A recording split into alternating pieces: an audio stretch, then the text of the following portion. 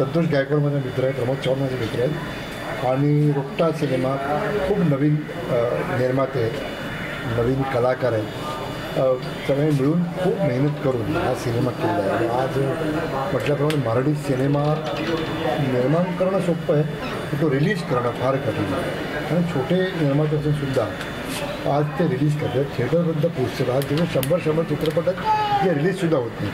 पण रोपटं हा नावामुळे छोटा सिनेमा, रोपटा सिनेमा असं आहे वाटतं, पण लोकांना तो आवडेल, नक्कीच आवडेल. आणि ते एक वटवृक्ष असेल, मोठं झाड असेल, रोपट्याचं रूपांतर नक्की होईल.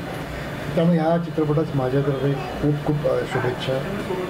आणि संतोष गायकवाड हा चांगला दिग्दर्शक आहे, त्याचं मी खूप किती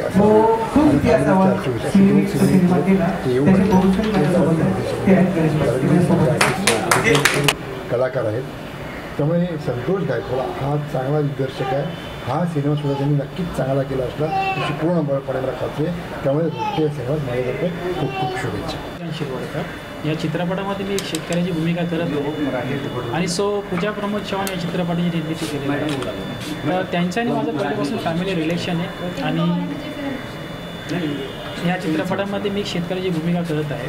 आणि ही भूमिका अशी आहे की रोपटं हे नाव ऐकूनच लोकांना अचंबित वाटतं की रोपटं म्हणजे काय, चित्रपटाला रोपटे हे शीर्षक का देण्यात आले. खरं तर ज्यावेळी शेतकरी शेती करतो आणि छोटंसं रोपटं उगवतो त्याला खत पाण्याची आवश्यकता असते, त्याची निगराणी करण्याची आवश्यकता असते.